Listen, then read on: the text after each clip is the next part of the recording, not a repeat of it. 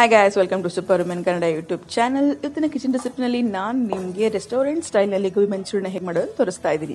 So ನೀವು ನನ್ನ ಚಾನಲ್ಗೆ ಹೊಸಬ್ರಾಗಿದ್ದರೆ ಪ್ಲೀಸ್ ಮಾಡಿ ಸಬ್ಸ್ಕ್ರೈಬ್. ಹಲೋ ಬಿಸಿ ಪೀಪಲ್, ಸಬ್ಸ್ಕ್ರೈಬ್ ಮಾಡಿ ಸೂಪರ್ ವುಮೆನ್ ಕನ್ನಡ ಚಾನಲ್ ಅನ್ನು. ನನ್ನ ಹೊಸ ವಿಡಿಯೋ ನೋಟಿಫಿಕೇಶನ್ಗಾಗಿ ಬೆಲ್ ಐಕಾನ್ ಅನ್ನು ಕ್ಲಿಕ್ ಮಾಡಿ.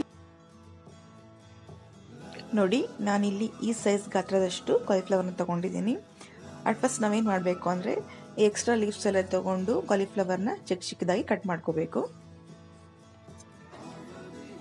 ಈಗ ನಾನೊಂದು ಬೌಲ್ಗೆ ಎಲ್ಲ ಕಾಲಿಫ್ಲವರ್ನ ಆ್ಯಡ್ ಮಾಡಿಕೊಂಡು ಅದು ಪೂರ್ತಿ ನೆನೆಯುವಷ್ಟು ನೀರು ಹಾಕ್ತೀನಿ. ಈ ಕಾಲಿಫ್ಲವರ್ ಎಲ್ಲ ನೀರಲ್ಲಿ ಮುಳುಗಿದ ಮೇಲೆ ಅದಕ್ಕೆ 1 ಸ್ಪೂನಷ್ಟು ಉಪ್ಪು ಹಾಕಿ ಈಗ ನಾನು ಇದನ್ನು ಓವನಲ್ಲಿ ಕುಕ್ ಮಾಡ್ಕೋತೀನಿ. ಯಾಕೆಂದರೆ ಯಾವುದೇ ಒಂದು ಹುಳಗಳಿದ್ರೂ ಕೂಡ ಅದು ಕಾಲಿಫ್ಲವರಿಂದ ಆಚೆ ಬಂದಲಿ ಅಂತ. ಇದನ್ನು ನೀವು ಗ್ಯಾಸ್ ಸ್ಟವ್ನಲ್ಲಿ ಕೂಡ ಒಂದು ಪಾತ್ರೆಯಲ್ಲಿ ಕಾಲಿಫ್ಲವರ್ ಇಟ್ಕೊಂಡು ಉಪ್ಪು ಹಾಕಿ ಬೇಯಿಸ್ಕೋಬೋದು. ನಾನಿಲ್ಲಿ ಓವನಲ್ಲಿ ಒಂದು 4 ರಿಂದ 5 ನಿಮಿಷ ಇದನ್ನು ಕುಕ್ ಮಾಡೋದ್ರಿಂದ ಏನೇ ಹುಳಗಳಿದ್ರೂ ಅದು ಹೊರಗೆ ಬಂದು ಕಾಲಿಫ್ಲವರ್ ಕ್ಲೀನ್ ಆಗುತ್ತೆ. ಈಗ ನೋಡಿ, ಓವನಿಂದ ಆಚೆ ತೆಗಿತಾ ಇದ್ದೀನಿ. ಸ್ವಲ್ಪ ಗ್ಲಾಸ್ ಜಾರ್ ಬಿಸಿ ಇರೋದ್ರಿಂದ ನೀವು ಟವಲ್ ಮೂಲಕ ಅದನ್ನು ಹೊರಗೆ ತೆಗೆಯೋದ್ರಿಂದ ನಿಮ್ಗೆ ಯಾವುದೇ ರೀತಿ ಬಿಸಿ ಕೈಗೆ ತಾಗೋದಿಲ್ಲ. ನೀವು ಇದನ್ನು ಕೂಡ ಗ್ಯಾಸ್ ಸ್ಟವ್ನಲ್ಲಿ ಕೂಡ ಹಾಗೆ ಹೇಳಿದ್ನಲ್ಲ ಓಪನ್ ಆಗಿ ಬೇಯಿಸ್ಕೊಳ್ಳಿ. ಈಗ ನೋಡಿ, ಬಿಸಿ ಇರೋ ಕಾರಣ ನಾನು ಜಾಲರಿ ಸಹಾಯದಿಂದ ಕಾಲಿಫ್ಲವರ್ನೆಲ್ಲ ಒಂದು ಪ್ಲೇಟ್ಗೆ ಹರಡ್ಕೋತೀನಿ. ಹೀಗೆ ಮಾಡೋದ್ರಿಂದ ಕಾಲಿಫ್ಲವರ್ ಸ್ಮೂತ್ ಆಗಿ ಯಾವುದೇ ಒಂದು ಜರ್ಮ್ಸ್ ಇಲ್ಲದೇ ಇರೋದ್ರಿಂದ ನಮಗೆ ಕಾಲಿಫ್ಲವರ್ ನೀಟಾಗಿ ಬರುತ್ತೆ. ಈಗ ನೋಡಿ, ಮತ್ತೆ ಒಂದು ಗ್ಲಾಸ್ ಬೌನಲ್ಲಿ ತಣ್ಣೀರು ಹಾಕ್ಕೊಂಡು ಈಗ ನಾವು ಬೇಯಿಸ್ಕೊಂಡು ತಗೊಂಡಿರೋ ಕಾಲಿಫ್ಲವರ್ನ ಮತ್ತೆ ಅದಕ್ಕೆ ಹಾಕ್ಕೊಂಡು ಒಂದು 5 ಮಿನಿಟ್ಸ್ ಅದರಲ್ಲಿ ನೆನೆಸ್ಕೋತೀನಿ.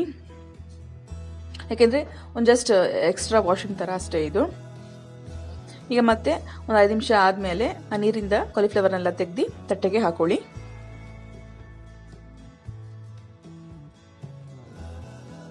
ಈಗೆಲ್ಲ ಅದನ್ನು ತಟ್ಟೆಗೆ ಹಾಕೊಂಡಿದ್ದೀನಿ. ಈಗ ಒಂದು ಮಿಕ್ಸಿಂಗ್ ಬೌಲ್ನಲ್ಲಿ ನಾವು ಇದಕ್ಕೆ 1-2 ಸ್ಪೂನ್ದ ಮೈದಾ ಹಾಕೋಬೇಕು. ನೀವು ಎಷ್ಟು ಸ್ಪೂನ್ ತೊಗೊತೀರೋ ಅದೇಷ್ಟು ಸಮ 2 ಸ್ಪೂನಷ್ಟು ಕಾರ್ನ್ಫ್ಲೋರ್ ತೊಗೊಳ್ಳಿ. ಅಲ್ಲಿ ರುಚಿಗೆ 1-2 ಸ್ಪೂನ್ ಖಾರ ಪುಡಿ ತೊಗೋತಾ ಇದ್ದೀನಿ. ಇದಕ್ಕೆ ಸ್ವಲ್ಪ ಉಪ್ಪು ಹಾಕಿ, ನಿಮ್ಗೆ ಎಷ್ಟು ಬೇಕೋ ಅಷ್ಟು ಉಪ್ಪು ಹಾಕೊಳ್ಳಿ. ಮತ್ತು ಶುಂಠಿ ಬೆಳ್ಳುಳ್ಳಿ ಪೇಸ್ಟ್ ಸ್ವಲ್ಪ ಎಕ್ಸ್ಟ್ರಾ ಫ್ಲೇವರ್ ಕೊಡುತ್ತೆ. ಸ್ವಲ್ಪ ನೀರು ಹಾಕ್ಕೊಂಡು ಇದನ್ನು ಸ್ವಲ್ಪ ತುಂಬ ತೆಳ್ಳಗೂ ಅಲ್ಲ ತುಂಬ ಗಟ್ಟಿಗೂ ಅಲ್ಲ, ಮೀಡಿಯಂ ಗಾತ್ರಕ್ಕೆ ಚೆನ್ನಾಗಿ ಮಿಕ್ಸ್ ಮಾಡ್ಕೊಳ್ಳಿ.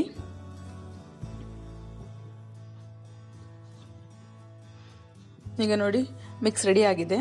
ಈಗ ನಾವು ರೆಡಿ ಮಾಡಿರೋ ಕಾಲಿಫ್ಲವರ್ನೆಲ್ಲ ಅದ್ರ ಜೊತೆ ಹಾಕಿ ಚೆನ್ನಾಗಿ ಬ್ಲೆಂಡ್ ಮಾಡಬೇಕು. ಎಲ್ಲ ಒಂದು ಕಾಲಿಫ್ಲವರು ಆ ಮಿಕ್ಸ್ಚರ್ ಜೊತೆಗೆ ಚೆನ್ನಾಗಿ ನೆನೆಯೋ ಥರ ಅದನ್ನು ಮಿಕ್ಸ್ ಮಾಡ್ಕೊಳ್ಳಿ. ಏನಪ್ಪ ಅಂದರೆ ಸ್ವಲ್ಪ ಕ್ರಿಸ್ಪಿಯಾಗಿ ಬರೋಬೇಕು ಅನ್ನೋದ ಕಾರಣಕ್ಕೆ ಮತ್ತೆ 1-2 ಸ್ಪೂನಷ್ಟು ಮೈದಾ, ಸ್ವಲ್ಪ ಎಷ್ಟು ಬೇಕೋ ಅಷ್ಟು ಕಾರ್ನ್ಫ್ಲೋರ್ನ ಆ್ಯಡ್ ಮಾಡ್ಕೊಳ್ಳಿ. ಯಾಕೆಂದರೆ ನಿಮಗೆ ಕಾಲಿಫ್ಲವರ್ ಈ ಥರ ಆ್ಯಡ್ ಮಾಡೋದ್ರಿಂದ ನಿಮಗೆ ಅಷ್ಟು ಲಾಸ್ಟ್ ಗೋಬಿ ಮಂಚೂರಿ ಸ್ವಲ್ಪ ಕ್ರಿಸ್ಪಿಯಾಗಿ ಬರುತ್ತೆ. ಮತ್ತೆ ಚೆನ್ನಾಗಿ ಮಿಕ್ಸ್ ಮಾಡ್ಕೊಳ್ಳಿ. ಯಾಕಪ್ಪ ಅಂದರೆ ಕೆಲವು ಮಿಕ್ಸರ್ ಸ್ವಲ್ಪ ತೆಳ್ಳಗಾಗಿರ್ಬೋದು, ಇಲ್ಲ ನಿಮ್ಮ ಫ್ಲೇವರ್ಗೆ ಆ್ಯಡ್ ಆಗೋ ಥರ ಮಾಡ್ಕೋಬೋದು. ಈಗ ಎಣ್ಣೆ ಚೆನ್ನಾಗಿ ಕಾದ್ಮೇಲೆ ಮಿಕ್ಸ್ ಮಾಡಿರೋವಂಥ ಈ ಕಾಲಿಫ್ಲವರ್ನೆಲ್ಲ ಚೆನ್ನಾಗಿ ಫ್ರೈ ಮಾಡಿ. ಯಾವಾಗಲೂ ಫ್ಲೇಮ್ ಹೈ ಇಟ್ಕೊಂಡು ಫ್ರೈ ಮಾಡಿ, ಆನಂತರ ಸ್ಲೋ ಮಾಡ್ಕೊಳ್ಳಿ, ಆವಾಗಲೇ ಚೆನ್ನಾಗಿ ಫ್ರೈ ಆಗುತ್ತೆ. ಓಕೆ, ಇವಾಗ ಒಂದು ಟಿಶ್ಯೂ ಸಹಾಯದಿಂದ ಎಲ್ಲ ಎಣ್ಣೆನೂ ಹಿರ್ಕೊಳ್ಳೋ ಥರ ನಾನು ಕಾಲಿಫ್ಲವರ್ನ ಆರಿಸ್ಕೊತಾ ಇದ್ದೀನಿ.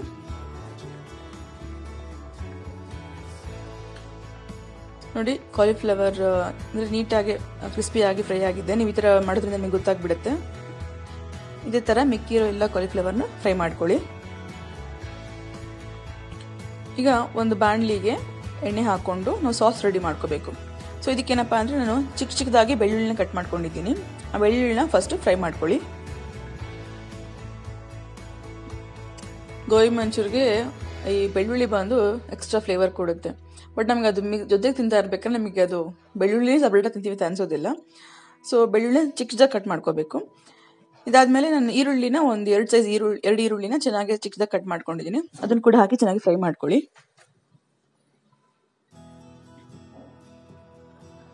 ಈರುಳ್ಳಿ ಸ್ವಲ್ಪ ಗೋಲ್ಡನ್ ಬ್ರೌನ್ ಬರೋದು ಫ್ರೈ ಮಾಡ್ಕೋಬೇಕು. ಯಾಕೆಂದರೆ ನಮಗೆ ಈಗ ಹಸಿ ಈರುಳ್ಳಿ ಸಿಕ್ಕಿದ್ರೆ ಅದೊಂಥರ ಟೇಸ್ಟ್ ಇರುತ್ತೆ, ಬಟ್ ಅದನ್ನು ಎಕ್ಸ್ಟ್ರಾ ಆ್ಯಡ್ ಮಾಡ್ಕೊಳ್ಳೋದು. ಸೊ ಯಾವಾಗಲೂ ಚೈನೀಸ್ ಕ್ಯುಸೈನಲ್ಲಿ ನೀವು ಈರುಳ್ಳಿನ ಸ್ವಲ್ಪ ಬ್ರೌನಿಶ್ ಆಗಿ ಫ್ರೈ ಮಾಡ್ಕೊಳ್ಳೋದ್ರಿಂದ ಸ್ವಲ್ಪ ಎಕ್ಸ್ಟ್ರಾ ಟೇಸ್ಟ್ ಬರುತ್ತೆ.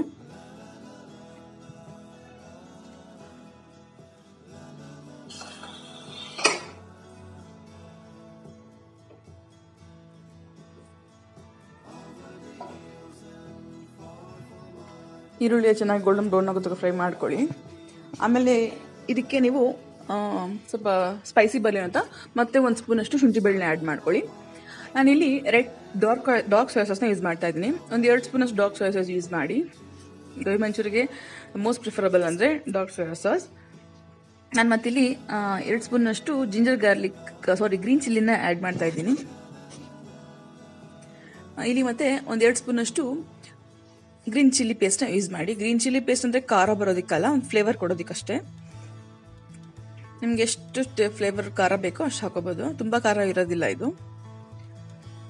ಸೊ ಅದೇ ರೀತಿ ನಾನೀಗ 2 ಸ್ಪೂನಷ್ಟು ರೆಡ್ ಚಿಲ್ಲಿ ಸಾಸ್ನ ಹಾಕೋತೀನಿ. ಈ ಥರ ಮಿಕ್ಸ್ಚರ್ ಆಫ್ ಚಿಲ್ಲೀಸ್ ಹಾಕೋದ್ರಿಂದ ಡೆಫಿನೆಟ್ಲಿ ನಿಮಗೆ ರೆಸ್ಟೋರೆಂಟ್ ಸ್ಟೈಲ್ ಗೋಬಿ ಮಂಚೂರಿಯನ್ನೇ ಬರುತ್ತೆ. ನಾನು ಕೂಡ ಫಸ್ಟ್ ಗೋಬಿ ಮಂಚೂರಿ ಹೆಂಗಪ್ಪ ಮಾಡೋದು ತುಂಬ ರಿಸ್ಕ್ ಆಗುತ್ತೆ ಅಂದ್ಕೊಂಡಿದ್ದೆ, ಬಟ್ ಈಸಿಯಾಗಿ ಮನೆಯಲ್ಲಿ ಹೆಲ್ತಿಯಾಗಿ ಪ್ರಿಪೇರ್ ಮಾಡಿದೆ. ನೀವು ಡೆಫಿನೆಟ್ಲಿ ಟ್ರೈ ಮಾಡಿ ನೋಡಿ. ಆಮೇಲೆ ಏನಾಯಿತು, ಈಗೆಲ್ಲ ಸಾಸ್ ಮಿಕ್ಸ್ ಮಾಡ್ಕೊಂಡು ರೆಡಿ ಮಾಡ್ಕೊಂಡಿದ್ದೀರಲ್ವಾ, ಸೊ ನಾವು ಕುಕ್ ಮಾಡಿ ರೆಡಿ ಮಾಡಿರೋ ಕಾಲಿಫ್ಲವರ್ ಹಾಕಬೇಕು. ಅದಕ್ಕಿಂತ ಮುಂಚೆ ನಾನಿಲ್ಲಿ 1-2 ಸ್ಪೂನಷ್ಟು ಕಾರ್ನ್ಫ್ಲೋರ್ನ ನೀರಲ್ಲಿ ಮಿಕ್ಸ್ ಮಾಡ್ಕೊಂಡು ಆ್ಯಡ್ ಮಾಡ್ತೀನಿ. ಯಾಕಪ್ಪ ಅಂದರೆ ನಮಗೆ ಈ ಸಾಸ್ ತಿಕ್ಕಾಗಿ ಬರಬೇಕಲ್ಲ, ಆ ರೀಸನ್ಗೆ ಕಾರ್ನ್ಫ್ಲೋರ್ನ ಸ್ವಲ್ಪ ನೀರಲ್ಲಿ ಮಿಕ್ಸ್ ಮಾಡಿಕೊಂಡು ಈ ಥರ ಸಾಸ್ಗೆ ಆ್ಯಡ್ ಮಾಡಿ. ಸ್ಕಿಪ್ ಮಾಡ್ತಾರೆ, ಬಟ್ ಈಗ ಮಾಡಿ ನೋಡೋದ್ರಿಂದ ನಿಮಗೆ ಸಖತ್ ಟೇಸ್ಟ್ ಬರುತ್ತೆ. ಚೆನ್ನಾಗಿ ಮಿಕ್ಸಪ್ ಮಾಡಿ. ಇವಾಗ ನಾವು ಕುಕ್ ಮಾಡಿ ರೆಡಿ ಮಾಡಿರುವಂಥ ಕಾಲಿಫ್ಲವರ್ ಇದ್ದಲ್ಲ ಫ್ರೈ ಮಾಡಿರೋದು, ಅದನ್ನು ಕೂಡ ಅದಕ್ಕೆ ಹಾಕಿ ಅಟ್ ಲಾಸ್ಟ್ ಚೆನ್ನಾಗಿ ಅದನ್ನು ಮಿಕ್ಸ್ ಮಾಡ್ಕೊಳ್ಳಿ. ಫೈನಲಿ ನಾವು ಗೋಬಿ ಮಂಚೂರಿಗೆ ಆ್ಯಡ್ ಮಾಡ್ತೀವಿ ಟೊಮೆಟೊ ಕೆಚಪ್. ಸೊ ನೀವು ಸರ್ವ್ ಮಾಡೋ ಟೈಮಲ್ಲಿ ಟೊಮೆಟೊ ಕೆಚಪ್ನ ಹಾಕ್ಕೊಂಡು ಸರ್ವ್ ಮಾಡಿದ್ರೆ gobi manchurian is perfectly ready ಅಂತ ಹೇಳಿ. ನೋಡಿ, ನಾನು ಟೊಮೆಟೊ ಕೆಚಪ್ನ ಮೇಲೆ ಹಾಕೋತಾ ಇದ್ದೀನಿ. ಅಟ್ ಲಾಸ್ಟ್ ಇದು ಕೂಡ ಚೆನ್ನಾಗಿ ಮಿಕ್ಸ್ ಮಾಡ್ಕೋಬೇಕು. ಸೊ ಫೈನಲಿ ನಮಗೆ restaurant style gobi manchurian ready ಆಗಿದೆ. ಸೊ ಫ್ರೆಂಡ್ಸ್, ಈ ರೆಸಿಪಿ ನಿಮಗೆ ಇಷ್ಟ ಆಯ್ತಾ? ಹಾಗೆ ಡೆಫಿನೆಟ್ಲಿ ಟ್ರೈ ಮಾಡಿ. ಸೊ ಇದು ಯೂಸ್ಫುಲ್ ಅನ್ಸಿದ್ರೆ ಫ್ರೆಂಡ್ಸ್ಗೆ ಶೇರ್ ಮಾಡಿ. ಇದೇ ಥರ ವೀಡಿಯೋಸ್ಗಾಗಿ ಸಬ್ಸ್ಕ್ರೈಬ್ ಮಾಡಿ. ಇದು super women Kannada YouTube channel.